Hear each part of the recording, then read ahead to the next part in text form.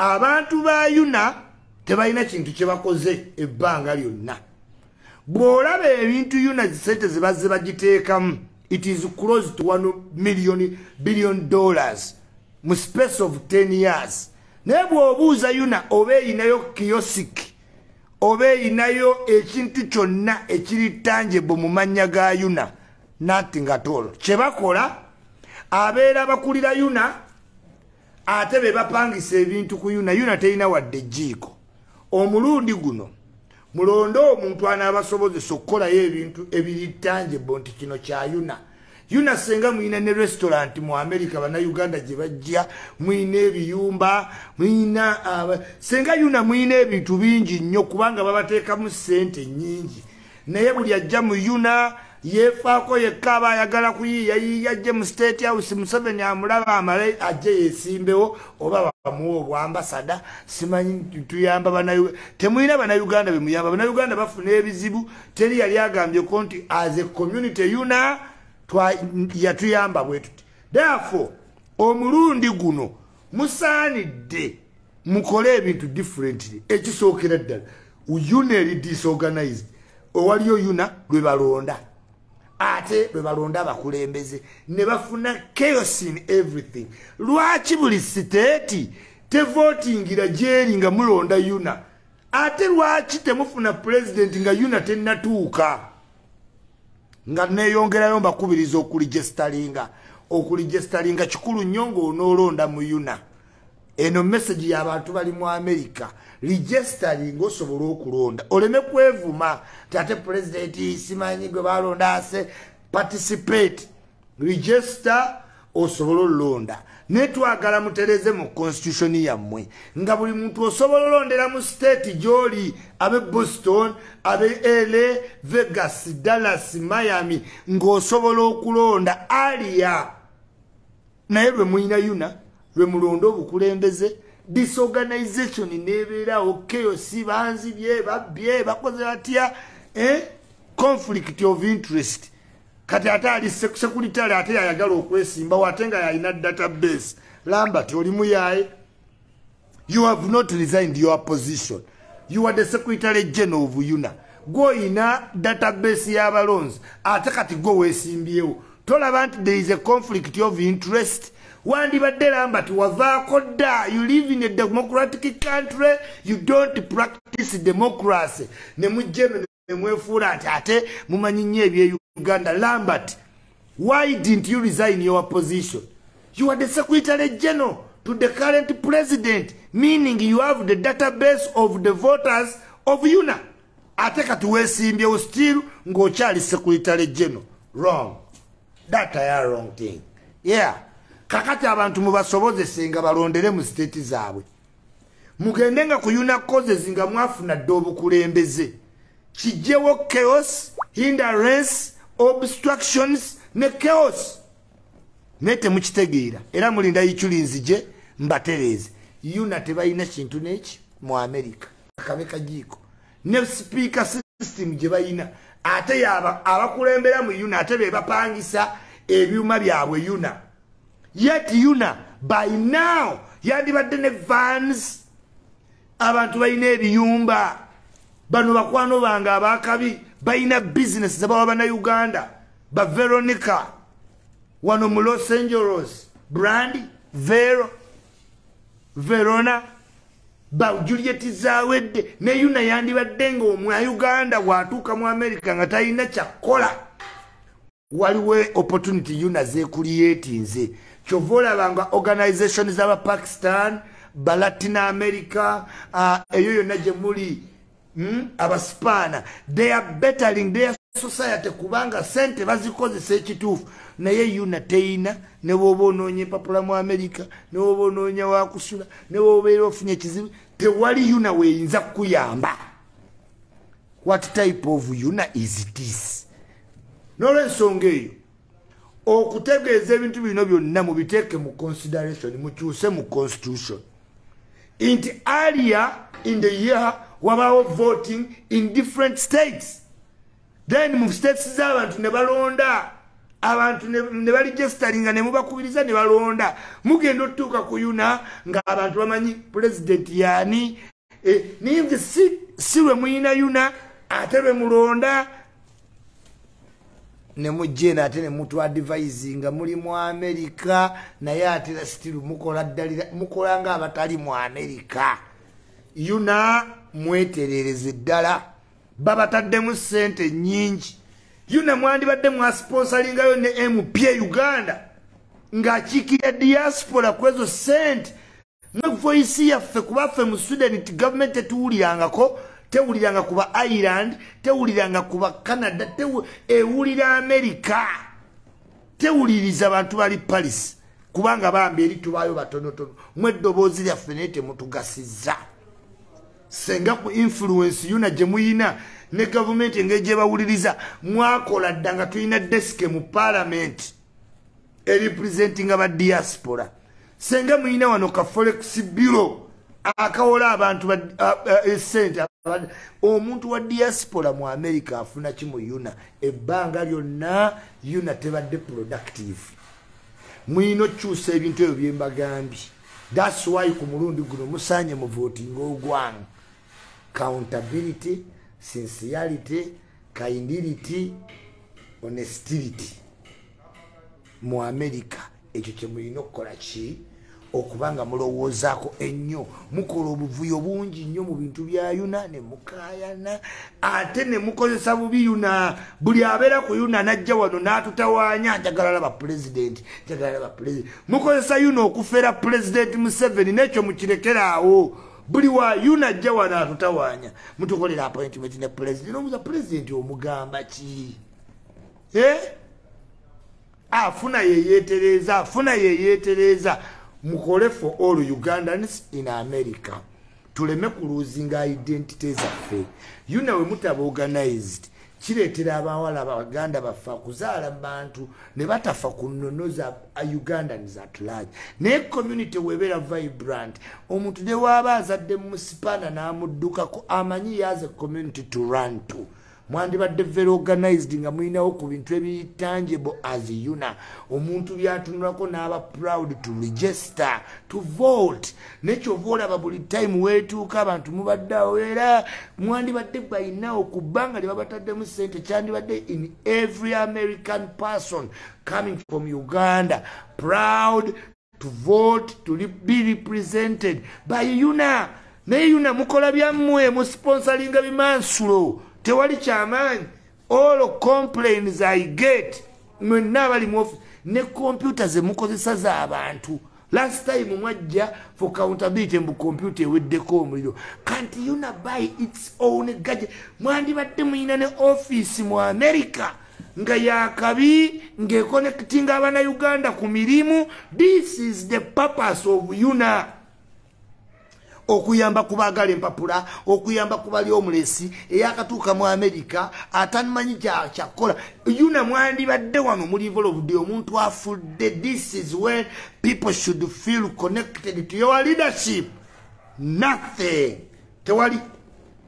tewali je parliament tubeereyo n'abakulu baga oba tubijjewo oba tubire nilwe okuba bantu bangi nnyo abali e Uganda abajenyumirizaamu abakulembeze batambulirako kizibu ojijjawo n'olwensonga eyo do what you are supposed to do vote your gwang muvubuka muto ali educated eloquent fluent confident ebyo nagambe tebifunika mu buntu toyinza funa ezo zonna karakita ne kasita ozifuna you are a leader already kati muyina omukulembeze ino ogwang okitegedde bulungi yes aya awo netubanga no tovo de wo yes tugenda Dubai bachali bange mwenna aba Dubai thank you for the love njirabye emmotoka muzindaze yes neto giteekamu omuntu omulala Iculi president mulamba mukwano ngena meeting abantu bangi nnyo abawagizi bange aba t-shirt munansonyiwa t-shirt basalawo okukola za kabi naye nga zijja ku banda ze nti ate zisoboka kuggwa mu 1 week nenga delivery wali n'abagende Dubai basebbanga okutwa bajja zireta be patient t-shirt zo mujja funa am I loud and clear yes clear ninda Dubai sebo kati mbeera ku posta tewenyomanga buli wowulira nga oweddemu amaanyi take Iculi for example take Iculi for what for example go buli wowulira nga oweddemu amaanyi oba oli Dubai oba oli Qatar oli Oman oli Saudi Arabia ng'ekyeyo kiganye take Iculi for example topoa bikyuka seconds bu seconds eyali tamanyi nga toli kuziposta nze se abantu omanye engeri gye baagala obeera ku posta omanye ennugu gye nkuliyetize waggulu mu bbanga awe ya posta posta netali posta eya papo pate world tour kola nnyo olituula n'abalangira abo baddagala sirwanga beepanka simanyi bemusikati simanyi bavije mase simanyi tani tebogulu simanyi yanga Kristiano simanyi ne betuuma manya lugezigezi lubujjudde ne basitula obusawosawo I have come to their table them can't tell me nothing kabaagale batya abo baddaga simanyi wayomba ne kati babalaza ate Iculi is among you buli wobo weddemu amaanyi take Iculi for example keke kati nine ya Diana Nabatanzi wano mukundi I don't talk to Diana Nabatanzi I have met Diana Nabatanzi once nga nakajja nkolako interview but Nabatanzi abo namba criticize ensi evuddeyo tegera we need Iculi ensi yeetaaga Iculi yes kati bampa n'emirimu siba tebaninda na bigamba boka Iculi gyosiige ennyumba ya akimanyi senga tampa omulimu aba awonye Iculi wali Iculi yaba alaba make a mistake olabe hey deception segirinya lwawona ne bamuta Shamimu Malende lwawona naye lwe batasegirinya ne Shamimu Malende lwawona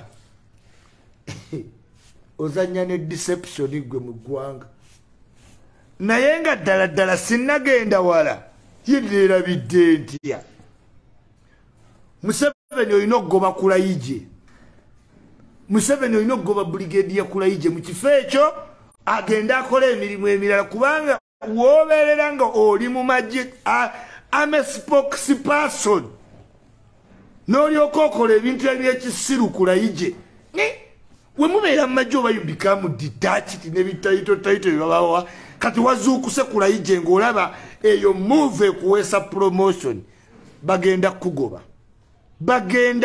Kulaigye kubanga muli bajega how can you be the spokesperson of our army nojo kola ebintu byekisiru Kulaigye ne weeparadinga ne weetuuza who cannot tell that is bogus ebyo byonna bye mwakoze biri bogus.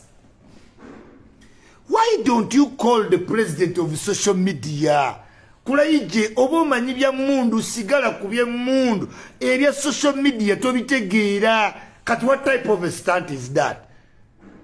Olwo mwakoze damage mukolera Bobi Wine mutulemesa aba defending government kati akasajja okakubye wezi 5 golo 5 gwe tobitegeera Kulaigye mulinda isima abogerere olumunja bawaayo kuba mwesiriwaza oli musajja muntu bukulu wache ne weparade ngambo kati olese nnyo ebyago bya kako obimanyi kuwa Museveni longo intelligence ebikobeza abantu mu position Kulaigye to give president longo intelligence. Kati what is this foolishness mbubuka avuddeyo mukate yanjo cha ate nopo simanyi government nejja nenyamba bogus oyo bogus muongera Bobi Wine mileage tumufunza promotinga Kulaigye okolerani Felix Museveni goba Felix Kulaigye nkubuulira mugobe ali detached tategera mirimu gyakola. What is this stupid? Mbuno simanyi nopu kati yeyanjo cha oba tumanyi byakola twebuuzeeko mutuwa omulimu omuzibu to defend government. What bogusness is this? Mbuwe parade nze otudde n'omuvubuka mbukati ate abanjo kya paasi baali banopu ne baŋŋamba mbumbula akamairinge government. Idiot moves, bogus moves. Ezo moves ziri bogus. Era obwana bwonna ku internet bukulabanga oli Shirek. Shirek wabadde nga Shirek Kulaigye. You were like a Shirek. What bogus is this?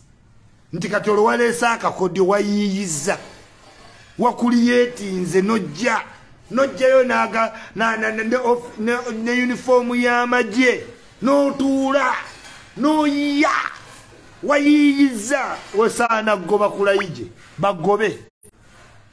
Museveni Kulaigye mugobe mugamba agenda akole mu NADS abo bali detached talina byakome. If omanyi ame we tuli proud of the national army. Mulimu ebintu byemukola ne bizza emabega erinnya ly'amagye gaffe ate nga tulina abasirikale abakabi obwana obuto obwakabi naye muludde nnyo mu bifo ne mwerabira kye mulina okukola. Katebe biki bye wakoze Kulaigye? What was that? You expect us to come and defend? Nze omwaka guno sigenda bapangisa mutwe mukole ebyekisiru byammwe mwekka. Nze abantu bandaze okwagala n'entegeera si I can no longer defend nonsense. Njabaleka bulesi. Yes, kangende n'abantu sijja kukola bintu ate byakigwagwa saabapangisa mutwe. Siyinza kati nveeyo era nupo mulaba mwayokya omuntu. Propaganda mumanyi bulungi nnyo nze kabaka naye ate oyo sijja mukola ali bogus. Mubeere serious mulekerawo tokyalinga bana Uganda. Waliwo ba errant police officer abakolagana n'abanuupu ofuna ssente z'obuyambi bali ne babagabirako bali ne bafuuka buluto ne bakuba abaana n'okubawamba. Era kyova olaba katono nga bawambayo omulala omu. Kati we twogerera ojja genda olaba bawambye gundi baba n'ebinnyanya simanyi ayitawa simanyi lowattawa naye nga wona bali ku bajeti z'abazungu. Naye ate laba gavumenti enjega ekutta atomanya police office omujega alabisiza amagye gaffe yeparedinze mu spokesperson into bogus acts. Kati ebyo bye wabaddemu Kulaigye babiyita batya? Oluvaawo nga mutunyiigira abo yesima yayisizaamu simanyiika n'amaaso.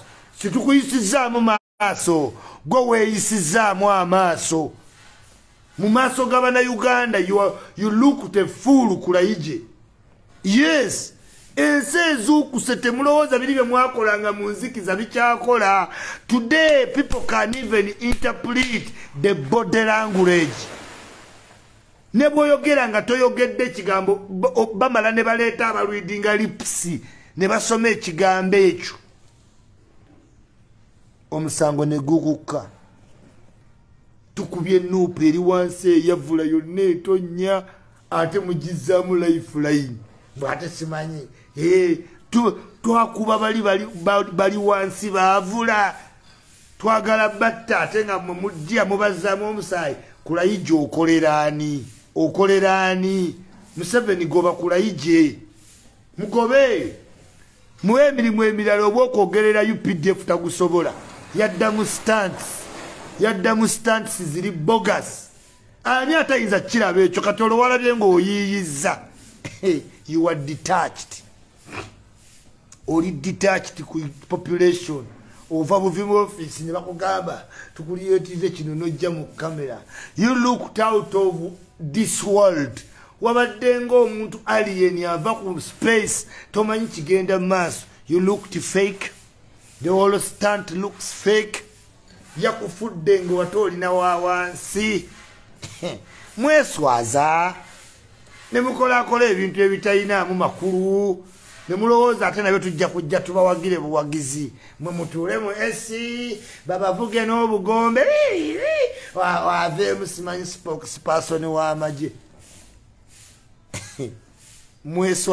weeswazizza musajja weeswazizza wenna nga weeswazizza and that me tell you yes Dubai amanzi ja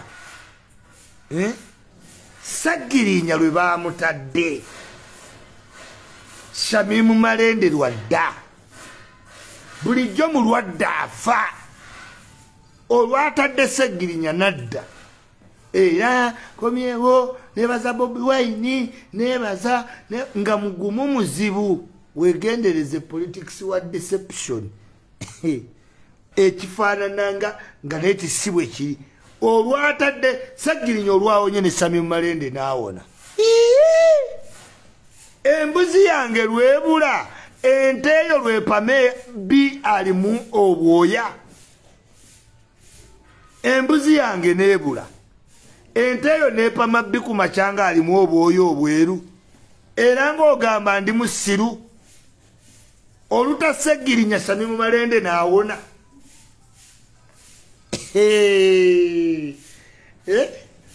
olwatadde Sagirinya Shamimu n'awona Shamimu bulijjo afa nabagamba alina bwebezi bizimba mu lubuto bikwata omuntu yenna olwawo zaala yagoba nnyo kariya okusoma lo kawala kato lo myaka 3 lo development center genda mu practice genda mwemu ali 38 Shamimu Malende kakati she had to get those problems naye tezimubeza ku kitanda long time deception yali wano mu politics we Uganda mwegendereze nnyo akasente kalike twabagamba akaipod katuukiramu eri banka gye nabagambye yaba ya Equity Bank akasente katuukiramu Equity Bank akasente ako kaliko basiginito laba ako biliyoni 5 eza iPod kaliko aba loya katana loya bamuyita katana mulabe duka yali akola mu immigration yaliko mu iso kati ye personal assistant wa Bobi bamuyita katana oyo ye signatory number 1 hey Bobi signatory number 2 bino bijja ku Iculi ne banka njikuwadde ate nagambye eyo ye banka yemu stamp Equity Bank not Stanbic sorry discreet Equity Bank akasente gye kalaga nabagambye bamenyera Equity Bank step by step naye eriko amasimu mangi agatiisatiisa aha erimu abakulu bangi kati intimidation calls tujja kukola kyo gwe Iculi gwe Iculi eyo mumanye yembeera gyempitamu kyobolaba nsooka kanjogerereko ddala kati ne banzita bakimanyi kambabuulira amazima eriko okutiisatiisa kungi kubanga emala ddiiru nnyingi ez'abakungu mu nsi Uganda nga we wawuliranga edda nti sente bw'oba ozibba zitwale mu Switzerland FBI tekwata akawunti zayo kati ne mu Uganda bw'oba n'omuzannyo gw'ozannya guteeke mu Equity Bank kubanga bo balimu ebituli akasente kanuupu kajjira mu Equity Bank yeri banka okuli abakulu abajjako sente z'abakirayanti kakati gwe gatta pattern otegeere ng'omuntu nkugambye akasente kanuupu ak'abakulu kajjira mu Equity Bank. Equity Bank yeri banka omuli omuzee naye kati nti ojjogerako bayinamu obumundu wedda bantiisatiisa aye buli simu zinkubirwa va ku bintu bya Equity Bank va ku bintu bya Equity Bank naye nga mumanyi ndi mutabuliki newaayo lumu naye ku luno ndabika ngenda naye kanjogere twala sente mu Equity Bank on your own risk. Equity Bank eyina bananyini bayo jesonyiwe kubanga ne wonoolo power tewali agenda bakwatako nga wenkugambye subterfuge eri munda waliwo omukazi wali bamujjako sente ze bamutambuza left right and center nenga kati kibabala bode mukode nenga ne boda nsetinge bagala yetololaawo bambi ng'omanyi ng'obanja sente mu butanwa bode mube nenga ne boda yaabwe kati Kampala giveeke erimu emizannyo togitegeera ate ng'oli omukazi bw'omulaba era ssaawa yonna bode emukuba kuba takyategeera bulungi yawunga baamukomya kati bamubalira ku time bagamba ajja kuba asala ekkubo instead kati newe bagenda mu basawo balaga nti abadde stressed abadde tetegeera bulungi abadde asala ekkubo reckless okategedde oba naatuuka ku airport jjukira n'entebe naye ntuuka entebe ndaba omukozi yenna ne bwonziimuula obuziimuuzi nja kuba kweno kawunta nga wendaba n'abali eri ntuukewo omuntu omanyiire nkukube ejjinja ontegeere nze Iculi nina oyita ku airport mu ssanyu ery'amaanyi era munda g'esimayirozi naye nkuzu ne bwonziimuula obuziimuuzi I will make sure tutandikirawo wennyini nkooyo okujoogebwa nakoowa sipangisa mutwe nkugambe tosobola kwogera ku Equity Bank erimu abanene bangi bw'oyogera ku Equity Bank oyinza okukoma mu buli kimu oyinza okukeera ng'oli mufu ku Equity Bank eyo etambuliramu emizannyo mingi money laundering n'abanuupu gye bajja ssente za ipodi ampakanya aveeyo Lubonge yakwali ku basiginitole yes Nyanzi ne Bobi Wine ne poloti gye baagula wana wali pate yammwe baagulawo bombi ne Nabbanja deception e poloti bajawuzaamu ne prime minister ne kakalina ke baakagula era Nabbanja yali ayagala okukagula Babi n'ayanguwa nnyo ne Lubonge ne Katana olwokuba aginanyini kakalina kali wa people wankyukakyuka naye bano abatalaga kati n'aguzaani n'aguza Bobi Wine naye nga poloti yammwe eyo yeeyawuzaamu poloti yemu neya prime minister Nabbanja kati mukwano gwange ali eyo e Dubai nga olowooza bali naawe bali ku kintu kirala nnyo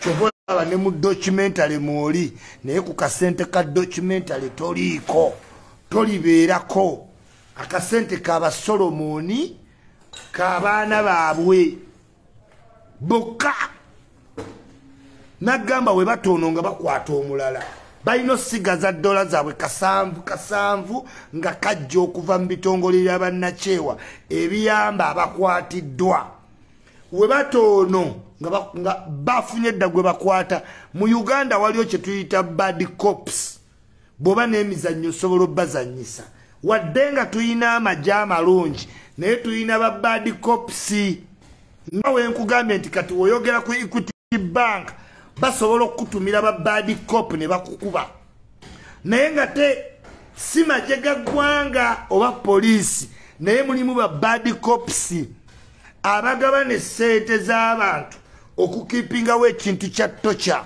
n'abduction wadde nga mu kukiwulira Felix Kulaigye n'abama n'alowooza agenda creatinga falase mwoli omuvubuka oyo omuvubuka buli muntu wamulaba nti ali stupid n'obusente bwewamuwadde tebugenda mumala mwennyini aba UPDF mumanyi embeera yammwe ey'essente ya mukono gamu kati talina ssente ze mwamuwadde tekigenda lastinga baakutegedde naye ekyo tekijjeewo kiri kyenkugamba nti waliwo ba errant police officer abakolagana ne bakurimu ddala kurimu banuupu mu kukwata bannaabwe ne baba identifyinga kuba kati kankubulya deception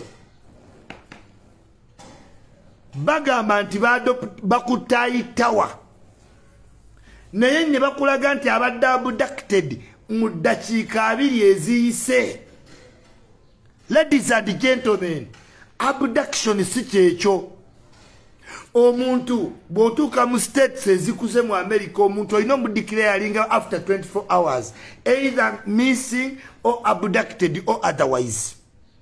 Kakati olina oyisawo 24 hours gwe weebuuze bategeera batya nti mu ddakiika 10 nti ayitawa bamuabductinze bategeera batya?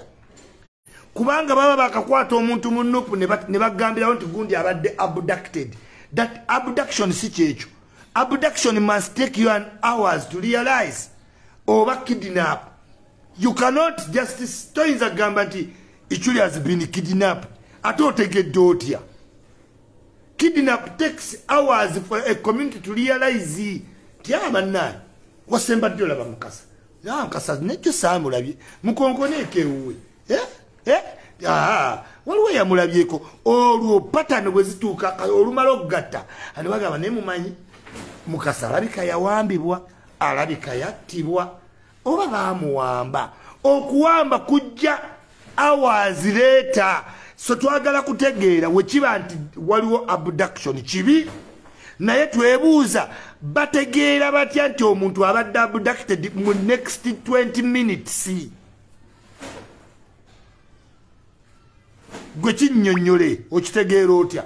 Kubanga ne bwogenda ku police Europe n'ogamba my baby is missing nga kiri mu 20 minutes bagamba study missing, it must last 24 hours. Bategeere nti tizdala missing kubanga ayinza bagenze ne bakwano be ayinza baliwo otamanyi naye ngadda. They cannot just declare somebody missing, neither kidnapped or abducted.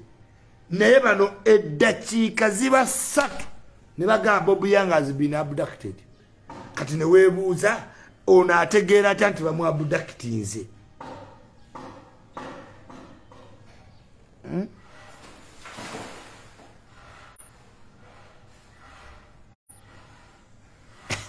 Ekyano ekyankubye Dr. Wayini bannange kyadde maanyi kyayugumiza wonna we nabadde nenga Mukama kata. Abaana b'ennaku zino tebatya bantu bakulu. Omwana n'olaba omusajja omukulu ogenda otandika omwekulukuunya. What type of daughters are these? Naye nga sinanonya daughter. What type of that man Iculi is? Can't Iculi tell between a Iculi can't tell. Dubai with they are coming up. Tujja. Okitegedde.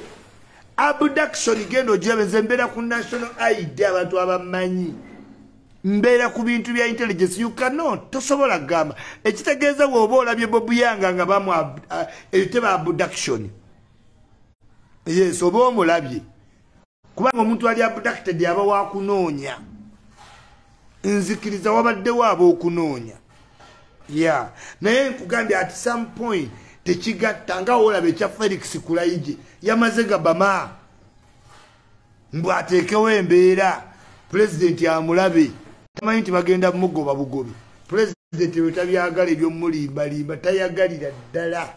President Museveni tayagala mulimba bagobe bangi nnyo lwa false intelligence parading yourself ebintu byakayula ebyalinga bogus. Bakatta Kaweesa nti mbakutte mbalabye babadde basala Kongo tubafunye muogere abantu ne bagamba Kayihura. Abantu obakutte dino wa interrogating obaleta ku kamera Kayihura ng'akola bintu bisanyusa president ayagala abeere mu maaso g'abantu. Populism nga Kayihura gwaliko lwe bakuba Kaweesa tewannayita na bbanga tubakutte tubayina baabano boogedde. Abantu ne bagamba nange. Intelligence takes time. Interrogation takes time.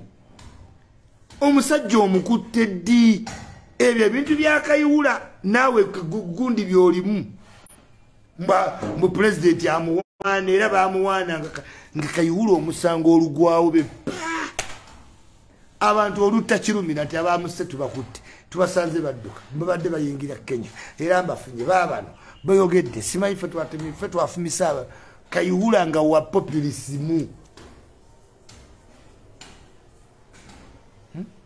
neka ne Kulaigye ye parade nze kati no acting a story egatte ne mbozi z'omuvuka zonna tezigatta zakulabisizza zakuswazizza zakulaze nti ate Museveni goba Kulaigye yes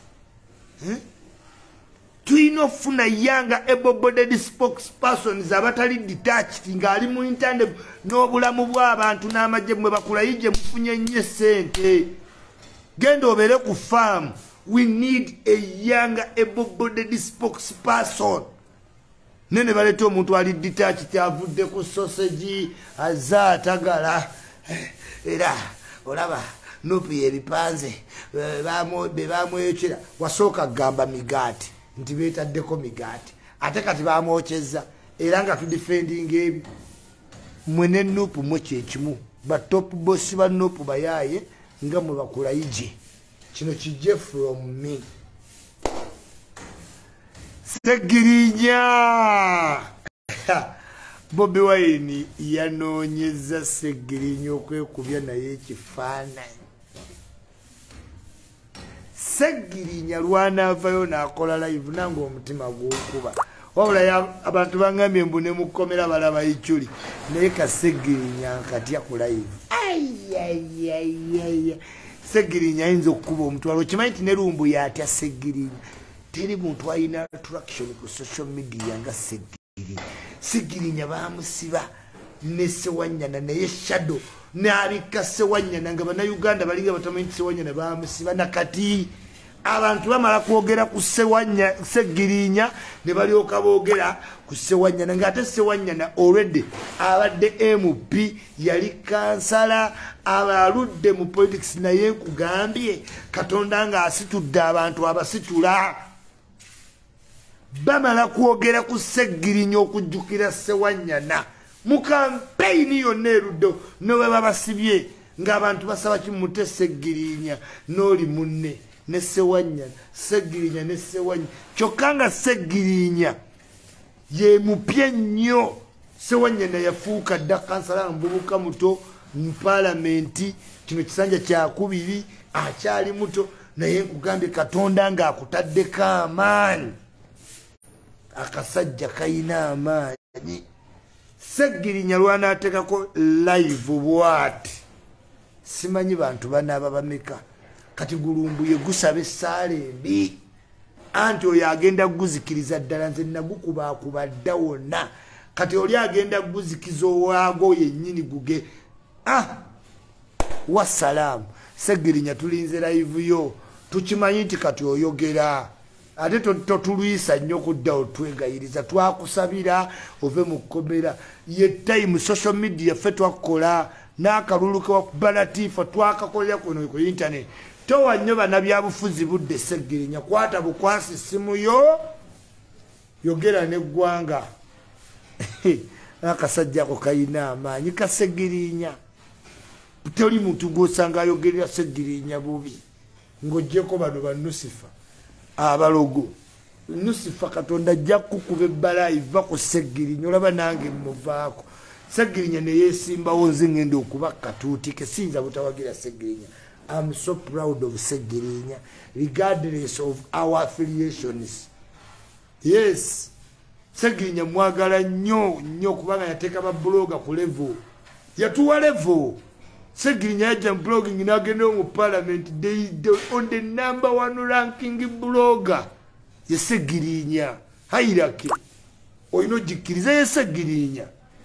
Yes, fenno kozesa social media jijjamu ekirungi ekyali omwaka oguwedde ogwasinga lulinga ebyobufuzi webiri was Segirinya standing up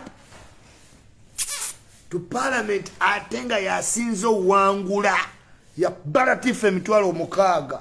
Segirinya yali nambemu 2 3 4 5 6 7. Yes, awabane baddako Segirinya yamenya ne rekodi ya Bobi Wine. Bobi Wine yali mu by election. Segirinya yali mu general election. Okitegeera Yes, kati akasajja kaliko amaanyi nange ndiko amaanyi naye akasajja kaliko amaanyi lwe kananyiga batoni ya live bwe kati nkukakasa Segirinya ajja kuba omutwalo. Yes, nze ndi w'amaanyi nnyo kubonga olukumi lwange olwa ssaawa mu luvaamu 8 exceptionally strong. Honorable Mwami nkubuuzaako, John Paul Bisamaze nawe nkubuuzizaako, Tariq Real Simba nenkubuuzaako mu bitiibwana yonna gy'owangaalirana abantu b'e Dubayina tutuukana sawa yonna ngana tutuuka ku airport na Iculi nga tuli mu ki mu Papo Patena. Kale tugenda kuba tusalako Papo Pate today. Promoter Kim ogambo tekyali wange enziga nzirabye Vibe Live yogi gamba aviator wandaba dduke tesaagala aviator yantama yegiza nnyo tino simanyandi some boy simayine yeyogeza aviator naye nga njagala ono kyali waliwo omubuko naakuba bibit n'agamba titutuse mu ddeyira kati omusana gwakwaka era sasula 250 tugende ku yaki aba akutta akalediyo mwagala nnyo oyo. I'm looking forward omulabako e Dubai. Simanyi oba wa Abu Dhabi oba mulaba nnyo nga akuba freestyle.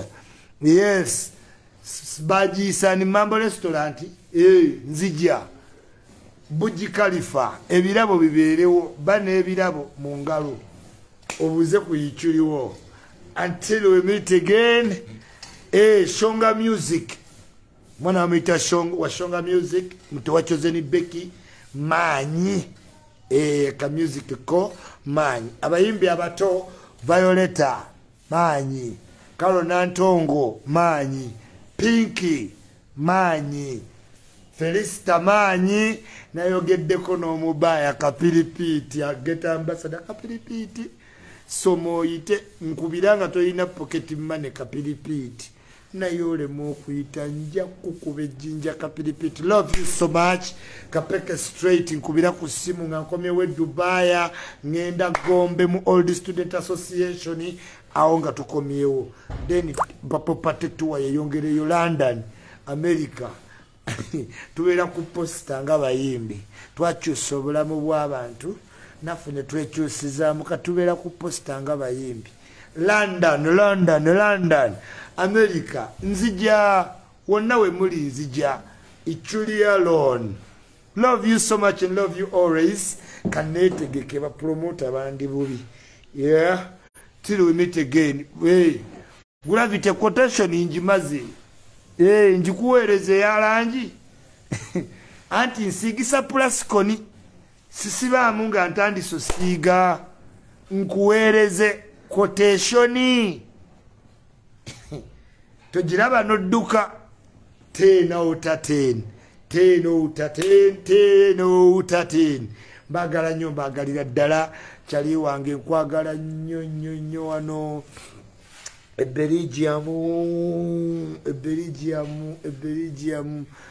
Belgium omusajja wange yani Linyangalinskipins bloga wange we Belgium wakabi ate yasookayo mugundiza government Seruga nkubuuzaako oli bloga wamannyo naye watuweesa nnyo ekitiibwa. Oscar Mako ogamba otya? Frank Mzee Music ogamba otya? Waliwo akayimbi akatoka enjagala ennyo bakayita Remake kanyimbira bulungi ate kayina vibe. Remake nkiwa kagenda wala kayina attitude y'abacelebrity yennyini kamanyi okwepresentinga kale nkalaba nga keetaga kuzzaamu buzzamaanyi naye nga Remake ono big up on yourself. Kididi aina akayimba akapya anoonya namba ya X wo kamuweereze. Kididi muyimbi mulungi ate entertainer wakabi nnyo. So big up on yourself Kididi straight. Ziza Bafana Dancehall General Large King Saha nkubuuzaako muganda wange wankonyeeko gye naye onaku nalusiibya ate mu meeting naye ngira ngenda kuddiza call straight we Kirongo we Munyonyi ogamba otya? Caesar mani nkubuuzaako mbitiibwa okudra kuntakinte ogamba otya? Honorable Mwami agambye nti kyakabi Josephine Moira Nyanzi nawe nkubuuzizaako Abdalrashid Deriki nkubuuzizaako Mbitibwana nembuuza ku Mariam Sweet Leila Twaha Winnie Nganda nembuuza ku ani Oscar Maka nenkubuuzaako Semanda Steven nenkubuuzaako wonna wasinzidde Kim Kenash. Oh darling, Kim Kenash tetuli fenna ku nnyonyi weade ng'ombuzeeko sweetheart tulina leaking up ne tufunamu ka lunch time. Yes aya Francis Aliguma nkwagala nnyo. Jawadu bin Ismail assalamu alaikum haifa haleka tawe tugenda ku Martha 6 Abdalrashid Makadoskido wanayenga wali kale banaye mbani no berekereza member tuli bakomba ka constructions tukola amayumba gypsy tukola fountain compound ate stainless mpaka kutalazo wekwate komba ka constructions straight contactinga nja kutuusa ku balala bonna. Alright, tuli ba Miss National Stadium tubajjukiza nti ekisaawe essaawa yonna tukijjako akawuuwa ate nga tuli ne mu Hampam Villas all the way eri ku Acrite. Ninayo catering center yange jengendo posting awo. Bake for me, thank you for my cakes.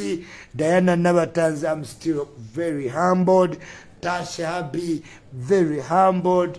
Kalungi, Ajati Kalungi, Owaka Sukari, humbled. Nampija Florence, watch the one page message in Nampija. Nampija, did you send me message? And Afi, you too did you?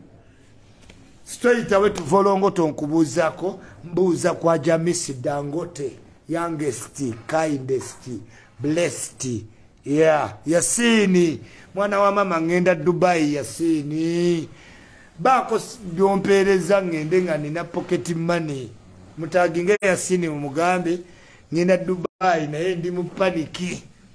Siyinza mulaba nezo sente azimpereze. Yes, mugulireyo ekintu kyonna. Yasini ntumaye ekintu. Kala abantu bandabe nga shopping wadde nga kikyo. Naye nve mu Dubai nga nina kyenshopinze okitegeera. Yes, umaluka tongole sebo baako kyontuma. Hajaruna Hajisegawa baako kyontuma. Yes, nanyini Freedom City sebalamu.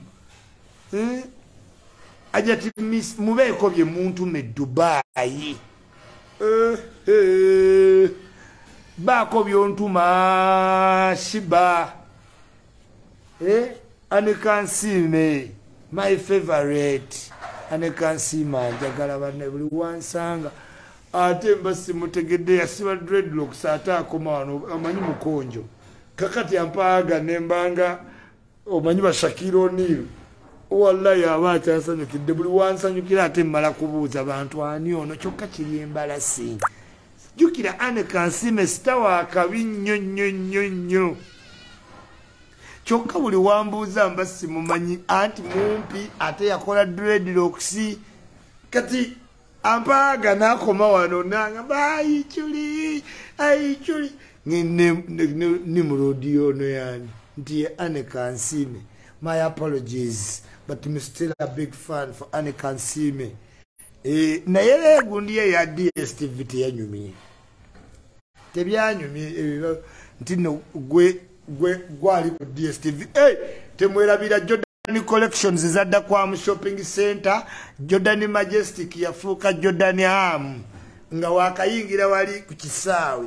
Restaurant awo wenyini we wali Jordan Collections oba gwe tuyita Jordan Majestic. Say to yes. Kugambye nkagala nnyo nebuli kankwata ndamba ankoma wano nze nali statement ndi giant. Anekansime. Naye nga episode ya DSTV nagira biti. tebinnapiikinga wadde tebinyuma namu